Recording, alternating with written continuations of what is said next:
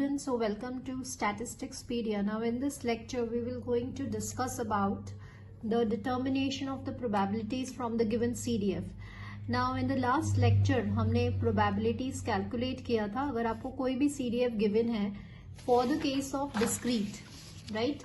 Discrete case में हमने we have seen different formulas and I told you कि कैसे हमें इवेल्युएट करना है द प्रोबेबिलिटीज अगर आपका रैंडम वेरिएबल का नेचर डिस्क्रीट होता है. नाउ कंटिन्यूअस केस में हम कैसे इवेल्युएट करेंगे अपनी प्रोबेबिलिटीज को, ये हम देखते हैं. Now in the previous lecture also I told you कि हमें सिर्फ एक फॉर्मूला याद रखना है प्रोबेबिलिटी एट अ पॉइंट का, जहां पे इक्वालिटी आपकी कहाँ होल्ड कर रही है, बी वाले पॉइंट पर. ठीक है, equality must hold at the point of B. तो वो क्या था आपका F P minus f of a. Now let's recall. See, now in case of the discrete random variable जब हम स्टडी किया था हमने प्रीवियस लेक्चर में, तो क्या देखा था कि वहां पे भी ये फॉर्मूला था when equality will hold at the point b fp minus fa. Now suppose अगर हमें ये वाली प्रोबेबिलिटी कैलकुलेट करनी है तो फर्स्ट जो लर्न है हमें सिर्फ एक स्टैंडर्ड फॉर्मूला याद करना है, ये वाला. So we will just write it down that formula and once we will compare this and this. तो आप देख रहे हैं कि यहाँ पे इक्वालिटी A पॉइंट पर है, तो क्या लिखते थे हम, probability at x equals to A, right? And then we will substitute this. This is FB minus FA and this. Now here in the case of continuous, अब continuous case में हमें पता है कि at a point, continuous case की एक property है कि एट अ पॉइंट हमेशा प्रोबेबिलिटी कैसी होती है, जीरो होती है. तो जहां पे भी आपका एट द पॉइंट आया and if you are taking X as a continuous, तो ये प्रोबेबिलिटी आपकी क्या हो जाएगी, जीरो हो जाएगी. Once it will become zero, तो आप देख रहे हैं ये और ये दोनों का आंसर क्या हो जाएगा, सेम हो जाएगा. Just we'll just find it out कैसे.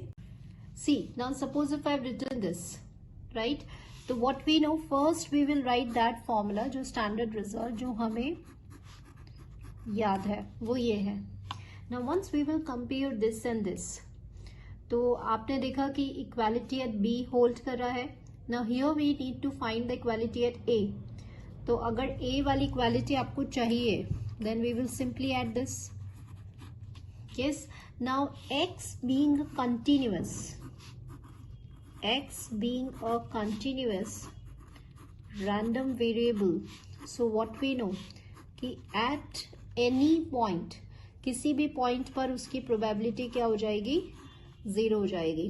तो जैसे जीरो हुई तो आपका ये रिजल्ट क्या आ गया,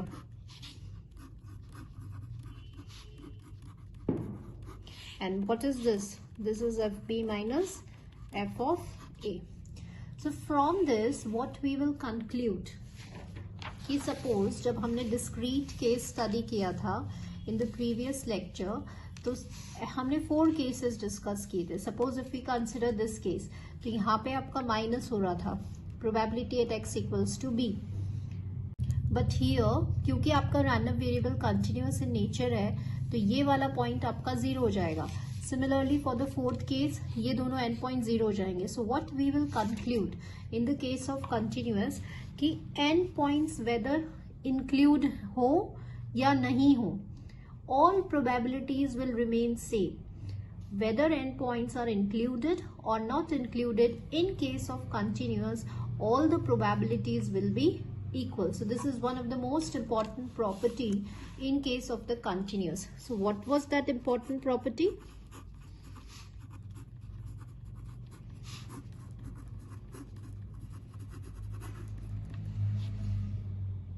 So for the continuous random variable, चाहे आपके end points include हो या नहीं हो, it hardly matters in the case of continuous. All probabilities will be same and this will be equals to fp minus fa. So continuous case में आपको ये important property याद रखना है. अगर आपका distribution function given है और आपको इनमें से कोई भी 4 cases में से probability evaluate करनी है, तो we will evaluate with the help of this. So let's begin with the question. Now suppose students, now we will implement this property and we will try to understand with the help of this question. Question में आपका random variable का nature mentioned है कि continuous and CDF is given to you और आपको probability evaluate करनी है. तो सबसे पहले आप देख रहे हैं कि ये probability आपको evaluate करनी है, दोनों end points पर equality sign hold कर रहा है, तो इसका आंसर हो जाएगा FP minus FA. Now most important thing which we need to remember, देखिए यहाँ पे अपने पास क्या है, e की पावर x है और यहाँ पे होना क्या चाहिए, एक रैंडम वेरिएबल x होना चाहिए. ठीक है, तो सबसे पहले हम इसको x के फॉर्म में लेकर आएंगे so that we can implement this property. So let's begin with it. So what we no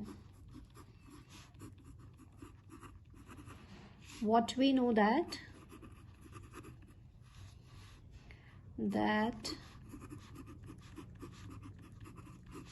this is equals to FB minus FA. लेकिन अभी इम्प्लीमेंट करने से पहले we need to make this e की power x exponential function को आप x के form में लेकर आएंगे. सो स्टूडेंट्स, ये x के फॉर्म में कैसे आएगा, हम लोग log लेंगे ऑन बोथ द साइड. ठीक है, so once you will take the log, तो ये हो जाएगा log 0 is 0 and this is like ये ऐसे हो जाएगा. देखो, जब आप log e to the power x लेंगे तो ये हो जाएगा x log e and what is x log e, it is 1. तो अब देखिए ये फॉर्म में आ गया ना, आपका रैंडम वेरिएबल x हो गया and here it is equals to log of 4. अब आप ये वाला फॉर्मूला इंप्लीमेंट करेंगे तो ये हो जाएगा आपका FB minus f of a.